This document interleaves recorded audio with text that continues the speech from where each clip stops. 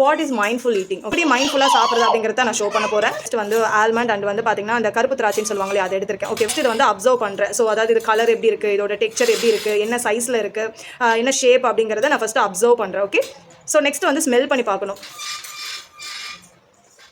மாதிரி லைக் ஸ்வீட்டாக இருக்கா அப்படிங்கிற மாதிரி ஸ்மெல் பண்ணி பார்க்குறேன். ஸோ நெக்ஸ்ட் வந்து டச் அண்ட் ஃபீல். ஓகேவா, ஸோ எப்படி சாஃப்ட்டாக இருக்கா, ஸ்டிக்கியாக இருக்கா, ரஃபாக இருக்கா அப்படிங்கிறத நான் பார்க்குறேன். ஓகேவா, ஸோ நம்ம வச்சோடனே சாப்பிடக்கூடாது. ஜஸ்ட் ஸோ நம்ம இல்லை டங்கில் வச்சதுக்கப்புறமா ஃபஸ்ட்டு இனிஷியல் டேஸ்ட் எப்படி இருக்குது அப்படின்னு பார்க்கணும்.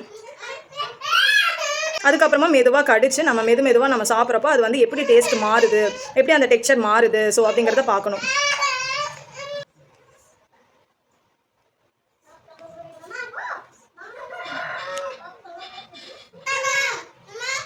இந்த த்ரோட்டுக்கு போகிறது நம்ம நல்லா கவனிக்கணும். நம்ம பாடிக்கு எப்படி போகுது அப்படிங்கிறத வந்து நம்ம அப்சர்வ் பண்ணணும். ஓகே, இதுதான் நம்மளோட மைண்ட்ஃபுல் ஈட்டிங்னு சொல்லிட்டு. ஸோ இது வந்து நமக்கு பிளாக் ரைசின்ஸ். ஓகே, ஸோ இது வந்து பார்த்தீங்கன்னா கருப்பு திராட்சை.